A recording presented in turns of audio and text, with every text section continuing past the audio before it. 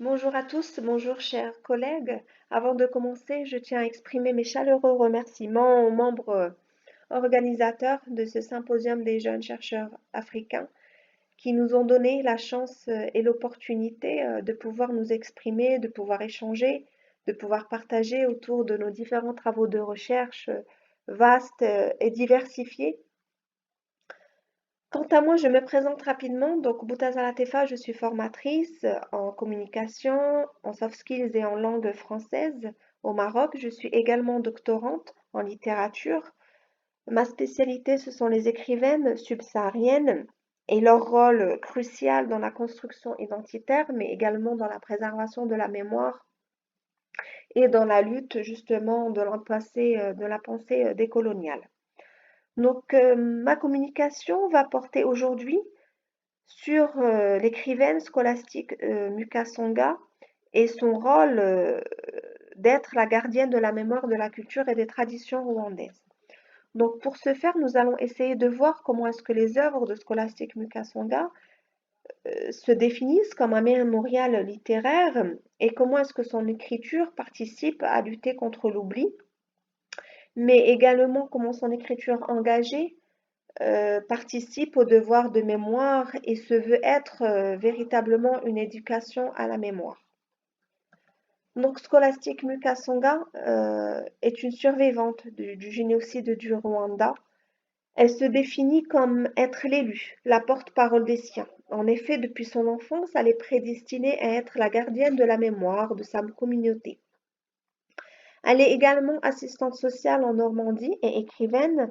Elle est née en 1956 dans la province de Kigongoro au Rwanda. Elle est fille d'un secrétaire comptable et un homme à tout faire du sous-chef. Elle est issue d'une famille très modeste, comme la plupart des familles rwandaises des années 60. Elle est la cadette d'une fratrie de 6 frères et sœurs. Elle est la troisième fille, ce qui lui a valu le prénom de Mukasonga, qui signifie encore une fille. Elle n'a que 3 ans lorsque débutent les premiers conflits contre les Tutsis. En 1960, sa famille est déportée avec beaucoup d'autres Tutsis à Nyamata ou Bugeresa. Donc à partir de là, Scholastique Mukasonga va connaître l'exil, va connaître la violence, va connaître toute la propagande qui a été faite, tous les massacres qui ont été faits, qui vont aboutir au génocide du Rwanda. Donc tout ce qui est persécution, massacre, durant lesquels 37 membres de cette famille vont être tués dans d'atroces conditions. Donc son écriture va véritablement lui permettre de raconter à la fois son histoire, d'entamer un processus de résilience et de pouvoir essayer de partager et de préserver la mémoire de sa communauté. Donc pour ce faire, j'ai choisi 5 de ses principaux romans. Donc Ignézio les cafards, La femme aux pieds nus, L'Iguifu, Notre-Dame du Nil et Un si beau diplôme. Donc, premièrement, nous allons voir comment est-ce que l'œuvre de Scholastique Mukasonga se veut être un mémorial littéraire. Et comment est-ce que Mukasonga, justement, essaie à travers ses romans de réhabiliter sur le devant de la scène la mémoire et de lutter contre cette dévaluation, cet anéantissement de sa communauté et de la richesse de la civilisation rwandaise. Donc, dans quelle mesure l'écriture peut-elle participer à lutter contre l'oubli et inscrire l'histoire dans les mémoires? Donc, selon Paul Ricoeur, la mémoire est soumise à 3 pathologies qui affectent la mémoire et l'empêchent d'être une mémoire heureuse. La mémoire empêchée, la mémoire manipulée et la mémoire obligée. Scholastique Mukasonga écrit d'une part pour lutter contre le négationnisme, pour contredire le discours politique colonial et pour enfin réhabiliter sa communauté sur la sphère internationale et restituer une identité post-mortelle à la communauté Tutsi. Ainsi, plusieurs finalités sont mises en exergue dans son projet d'écriture. Donc, au-delà de véhiculer et de promouvoir la mémoire, Scholastique Mukasonga entame tout d'abord un processus de résilience à l'écrit pour guérir du traumatisme vécu. C'est vrai que la tragédie que Scholastic Mukasonga a vécue a été pénible, a été difficile. Ce sont des mots qui sont tellement faibles pour essayer de mettre des mots sur son expérience. Du coup, c'est véritablement l'écriture qui lui a permis d'extérioriser sa douleur et de laisser place au fil de ses récits à une écriture plus nuancée dans laquelle à l'appel à la réconciliation et à l'unicité du peuple rwandais. Donc c'est une écriture engagée, une écriture où elle appelle à la responsabilité, une écriture où elle essaie de lutter contre le négationnisme, où elle essaie de critiquer, de dénoncer les faits qui ont été commis, tout en appelant à la justice. Mais c'est aussi une écriture à vocation humaniste, une écriture véritablement qui peut être utilisée comme un support didactique visant à une éducation humaniste des générations post-génocide. C'est aussi une écriture qui vise à pouvoir, au-delà de transmettre cette douleur, au-delà de transmettre cette histoire très, très difficile, très douloureuse, des massacres commis durant ce génocide du Rwanda, c'est aussi une écriture authentique, très douce, dans laquelle Scholastic Mukasonga essaye de partager la culture et les traditions rwandaises, où elle essaie véritablement de laisser une trace, laisser une trace de cette culture très très importante pour justement lutter contre la colonialité et un domaine très barbare de la colonialité qui est la colonialité ontologique. Qu'est-ce que la colonialité ontologique? C'est une colonialité qui vise au-delà d'instaurer un certain nombre de valeurs occidentales, c'est une colonialité, pardon, qui vise à douter de l'humanité de l'autre. C'est-à-dire que les Tutsis, on les a privés de leur humanité. On les a privés on les appelait les Inyinzi, les cafards. Du coup, ils n'étaient même pas considérés comme des êtres humains. C'est ce qu'on appelle le scepticisme misanthrope, la déshumanisation des Tutsis. Donc véritablement, l'écriture de Scholastic Mukasonga est là pour lutter contre cette négationnalité du monde des savoirs, du monde des valeurs, du monde des cultures, des traditions, de la langue. Elle utilise beaucoup le Kinyarwanda. Elle s'exprime dans sa langue natale pour dire des mots désignant des objets ou expressions typiquement rwandaises. Elle essaye de féconder justement cette culture à travers les générations post-coloniales. Donc elle nous parle de l'Inzu, qui est une maison familiale, elle nous parle du Soro, elle nous parle aussi des contes qui ont une vocation didactique et ludique, qui véhiculent à la fois les leçons de morale, de courage, de sagesse, mais qui permettent également de s'évader pour un instant du monde violent dans lequel grandissent les enfants. Donc l'écrivaine a gardé cette trame du conte dans ses récits, notamment dans les Guifu et dans La femme aux pieds nus, donc qui reflète toute la mémoire et l'histoire du Rwanda.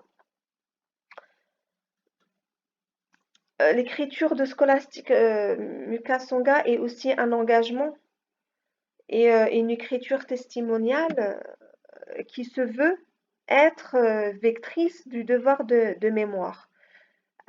La dette du survivant, c'est une dette très lourde qu'essaie de véhiculer et d'essayer d'être à la hauteur Scholastic Mukasonga afin d'honorer les victimes, de réhabiliter leur identité. Pour elle, c'est un impératif moral. C'est la seule survivante, elle se doit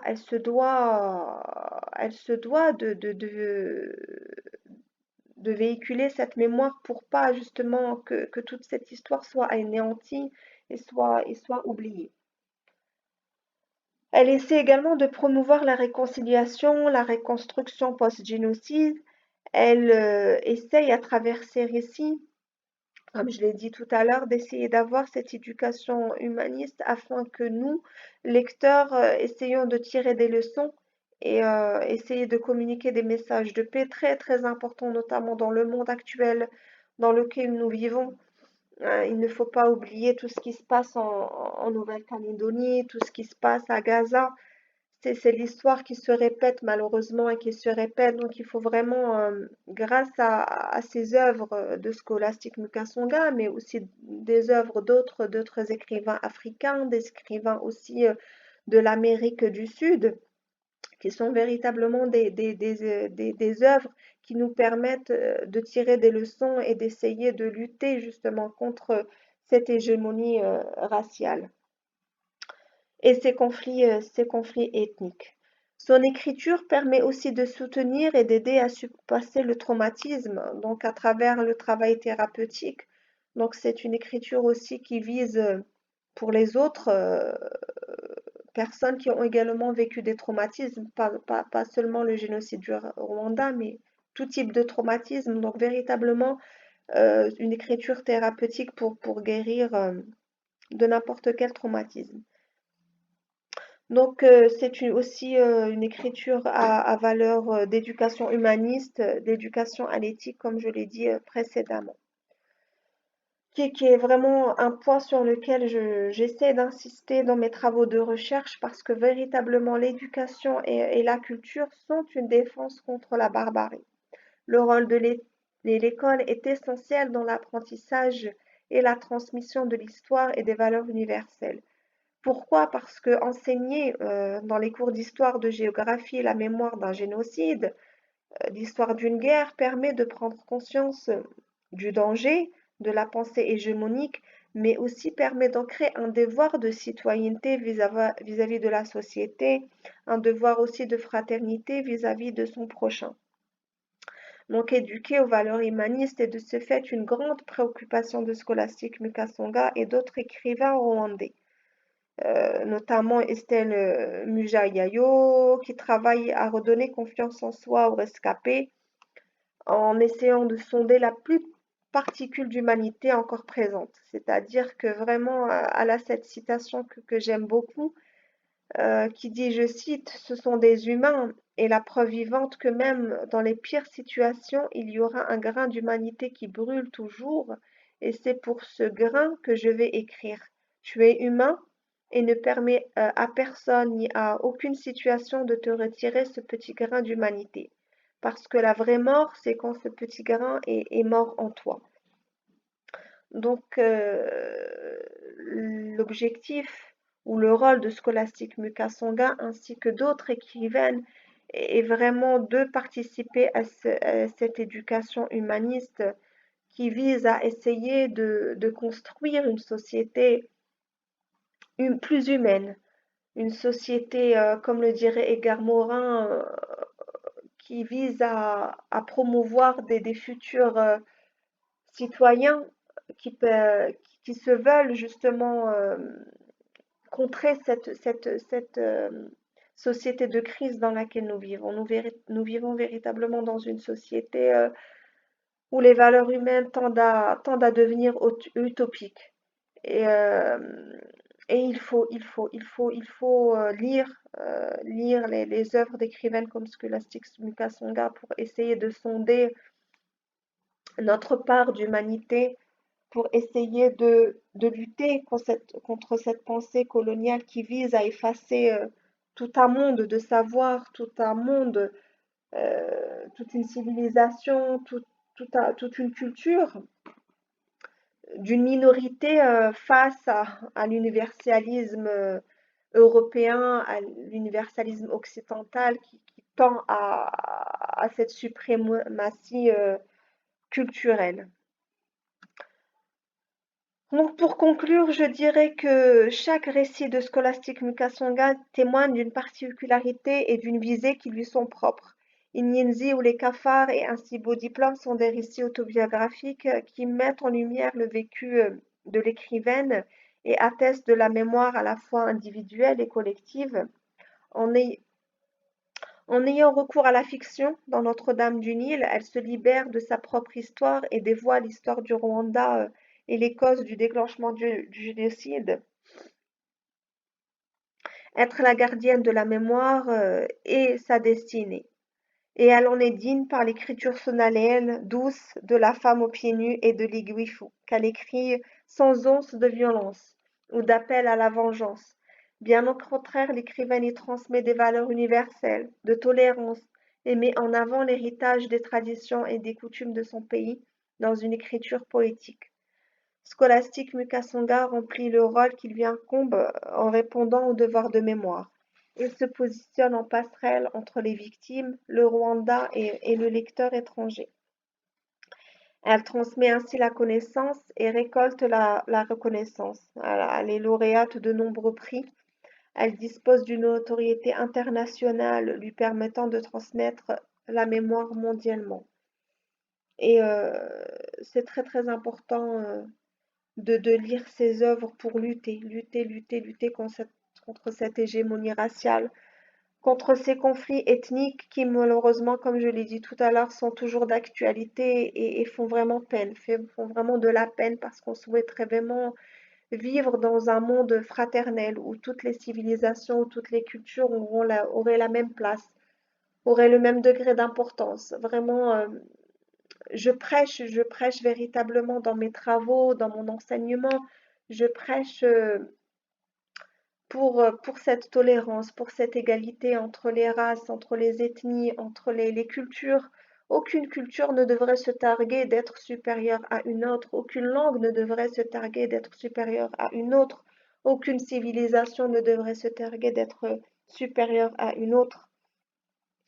Et beaucoup d'écrivains, beaucoup de penseurs africains comme Aimé Césaire luttent contre cette colonialité, contre cette pensée coloniale. Donc voilà, je vous remercie de votre attention et je vous recommande vivement de lire les œuvres de Scholastique Mukasonga qui sont vraiment très très riches, qui nous permettent de découvrir au-delà de toute cette cruauté du génocide. Elle nous permet vraiment de découvrir toute une culture très très riche et très très belle. Merci à vous et je suis ouverte pour répondre à toute question de votre part. Merci.